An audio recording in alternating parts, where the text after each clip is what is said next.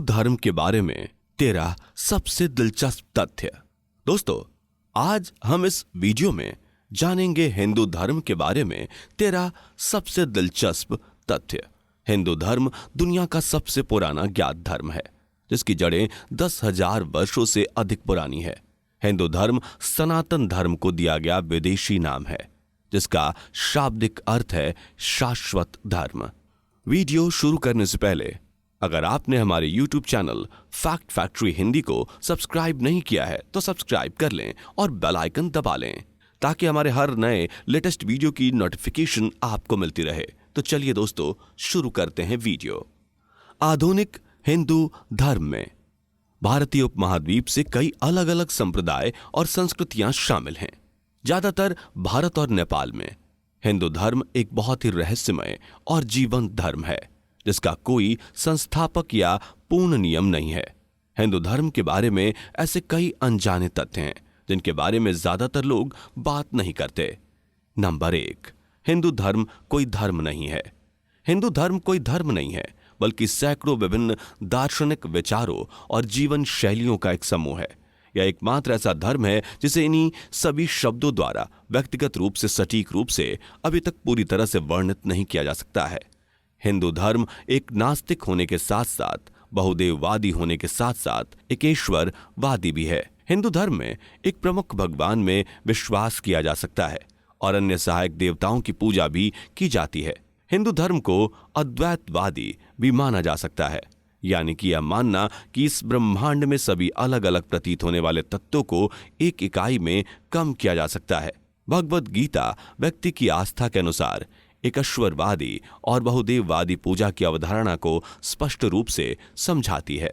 दूसरा, हिंदू धर्म का कोई संस्थापक नहीं है। हिंदू धर्म का कोई संस्थापक या मूल नहीं है, इसलिए इसे सनातन धर्म के रूप में जाना जाता है। यह एक जीवन शैली थी जो हजारों साल पहले प्राचीन भारतीय उपमहाद्वीप में फली फूली थी। बाद में जिसे आज हिंदू धर्म के रूप में जाना जाता है, उसका रूप ले लिया। तीसरा, हिंदू धर्म की पवित्र पुस्तकें।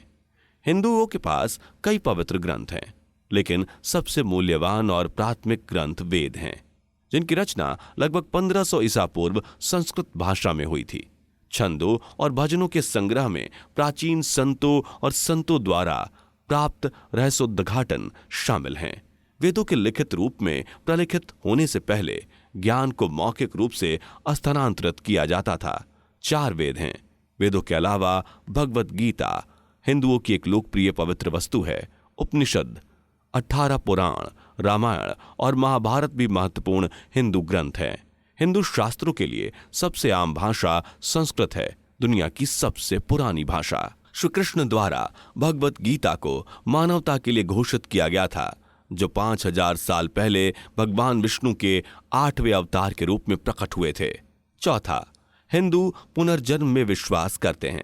हिंदुओं के अनुसार आत्मा अमर है, लेकिन जब तक वह ज्ञान प्राप्त नहीं कर लेती, तब तक वह कई शरीरों का रूप धारण करती है। हिंदू धर्म में शरीर केवल पात्र का एक रूप है। यह कपड़े की तरह है। मुख्य सार है आत्मा अमर है, और जब एक व्यक्ति मरता है तो दूसरा शरीर जन्म लेता है। जैसे हम नए कपड़े पहनते हैं, हालांकि पुनर्जन्म किसी के कर्म पर आधारित होता है। यहाँ आप अपने कर्म के अनुसार पक्षियों, जानवरों, मनुष्यों या अन्य रूपों में अवतार ले सकते हैं। नंबर 5, 108 हिंदू धर्म में सबसे पवित्र संख्या है। हिंदू धर्म में 108 अंक का विशेष महत्व है। विभिन्न पुराणों के अनुसार भगवान शिव के 108 मुख्य शिवगण हैं। भगवान विष्णु के 108 दिव्य देशम हैं। समुद्र मंथन में 108 देवताओं और राक्षसों ने भाग लिया था। प्राचीन हिंदू ग्रंथों और शास्त्रों में संख्या 108 कई बार दिखाई देती है। कुछ का दावा है कि यह ब्रह्मांड के आध्यात्मिक आयाम को दर्शाता है। संस्कृत भाषा में अंग्रेजी में 26 के विपरीत 54 अक्षर हैं। प्रत्येक में पुल्लिंग और स्त्रीण शिव और शक्ति हैं। 54 गुना 2 108 हैं। 6, ओम और स्वस्तिक हिंदू धर्म के प्रतीक हैं। ओम स्वयं परमात्मा के रूप में भी कार्य करता है। यह ब्रह्म की आत्मा की ध्वनि है और परमात्मा को ओम तत्सत के एक भाग के रूप में दिखाती है। भगवान कृष्ण कहते हैं, वाणी का मैं परालौकिक शब्दांश हूं। ओम। वह कहते हैं, मैं सभी वेदों में दिव्य अक्षर ओम हूं, या दिखाने के लिए कि ब्रह्मांड कैसे उनमें रहता है।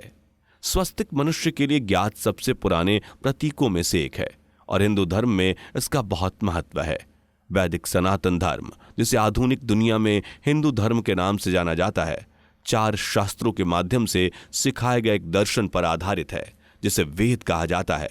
स्वस्तिक वेदों के इन स्तंभों का प्रतिनिधित्व करता है जो ज्यामितीय रूप से 4 अलग अलग दिशाओं को इंगित करता है।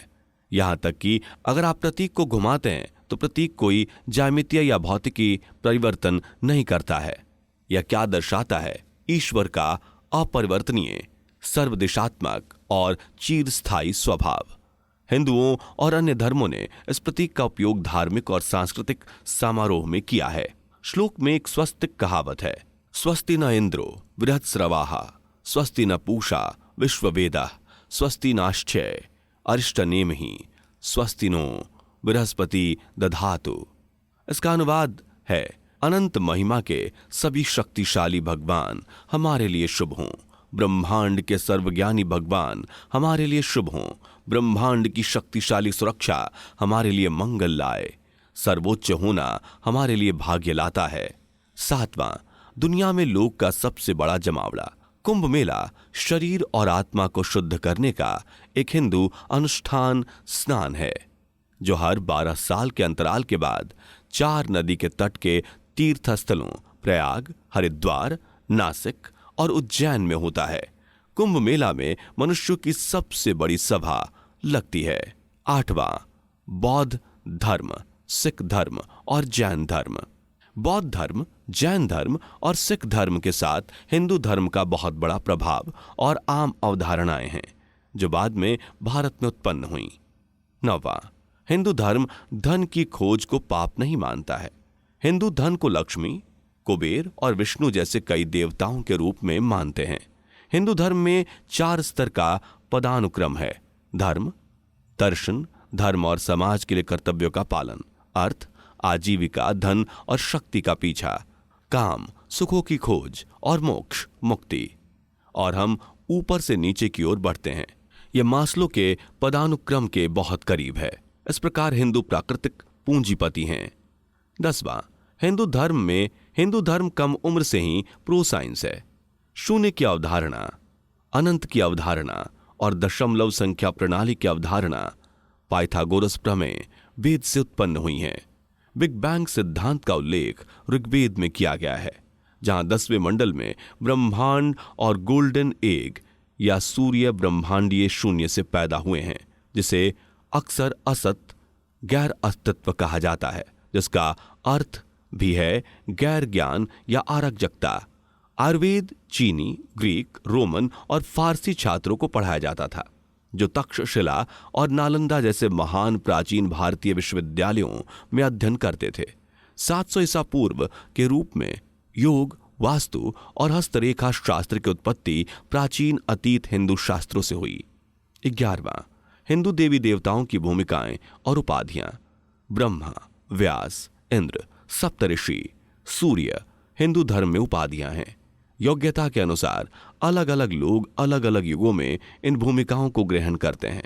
उदाहरण के लिए भगवान हनुमान अगले ब्रह्मा होंगे और अश्वत्थामा अगले वेद व्यास होंगे। 12वां, भगवान 33 प्रकार के होते हैं, 33 करोड़ नहीं। बृहदाकारण्य उपनिषद में ब्रह्म पर चर्चा करते हुए ऋषि याज्ञवल्क्य से पूछा गया कि कितने देवता हैं। संख्या 33 बृहदारण्य उपनिषद में याज्ञवल्क्य के द्वारा वर्णित वैदिक देवताओं की संख्या आती है: 8 वसु, 11 रुद्र, 12 आदित्य, इंद्र और प्रजापति। 13वां, वैदिक काल के लोग। श्रुतिधर, वैदिक काल के लोग श्रुतिधर थे, अर्थात ऐसा व्यक्ति जो किसी भी बात को एक बार सुनने मात्र से याद कर सके। इस तरह वैदिक संस्कृत का प्रसार हुआ और अभी भी भारत के कुछ हिस्सों में इसका अभ्यास किया जाता है। हिंदुत्व हमें यही सिखाता है, लोका समस्त सुखिनो भवन्तु, ओम शांति शांति शांति ही। लोक समस्त सुखिनो भवन्तु, शांति, शांति, शांति। सारी दुनिया के सभी प्राणी सुखी हों, हर जगह शांति, शांति और शांति हो। तो दोस्तों, कैसी लगी हमारी आज की यह वीडियो? हमें कमेंट करके जरूर बताइए। हमें आपके कमेंट का बेसब्री से इंतजार रहेगा। उम्मीद करता हूं कि आपको हमारी वीडियो पसंद आई होगी। अगर आपको हमारी वीडियो पसंद आई हो तो वीडियो को लाइक, और अगर आप इस चैनल पर नए हैं तो चैनल को सब्सक्राइब करना ना भूलें। अपने दोस्तों के साथ वीडियो को शेयर करें। मिलते हैं दोस्तों अपनी अगली वीडियो के साथ। तब तक के लिए धन्यवाद। Thanks for watching.